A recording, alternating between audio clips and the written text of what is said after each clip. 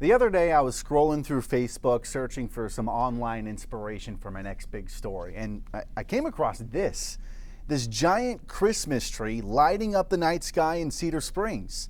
Now, based on the comments, it kind of seems like everyone in the small town knows it exists and loves it, but can't quite exactly agree on the history behind this holiday tradition.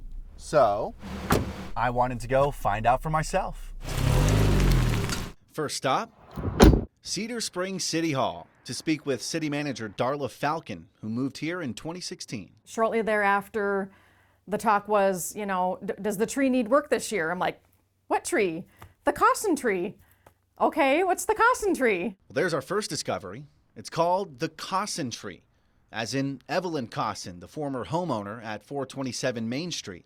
No pictures of her, no other information other than a document that outlined Miss Cossin's dying wish, leaving the city $15,000 to maintain and light the Christmas tree every year. Have you ever heard of someone doing something like that? I personally have not. So I'm going on 30 years of municipal experience, and this is not the norm.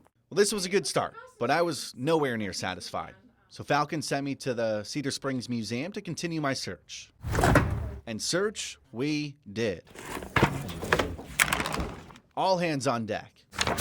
Flipping through old articles and city logs for anything at all that mentioned Ms. Cossin or the tree. Yeah, look through every box. As they tore the place apart, I sat down with Sharon Jett, the museum's director, who knew Ms. Cossin personally.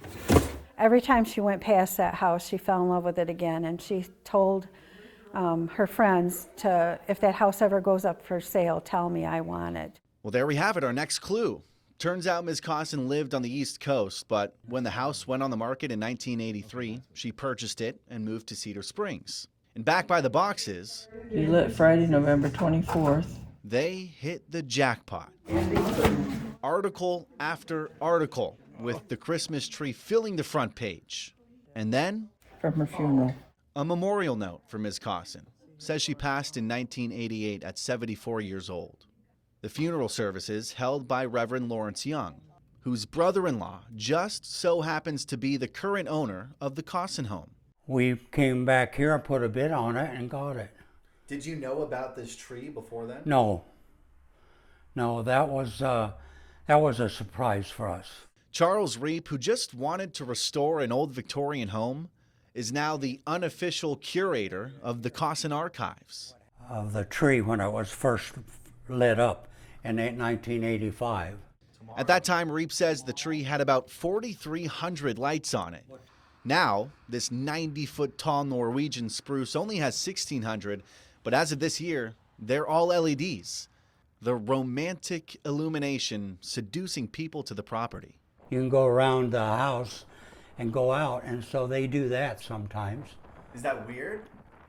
No, well, I'm sitting back there watching TV and it doesn't bother me. The city does foot his electric bill while the tree is lit. It's about $200 every year.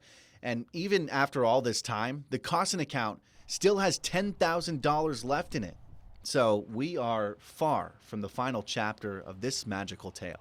And with a little help, we turned all those rumors into reality. It's a blessing to have people enjoy it. That's what it's for. Reap says if you want to come check out the tree, you only have a few days left to do it, because when the new year begins, these lights go off until the day after Thanksgiving, when this tree becomes the main attraction here on Main Street once again. In Cedar Springs, Max Goldwasser, Fox 17 News.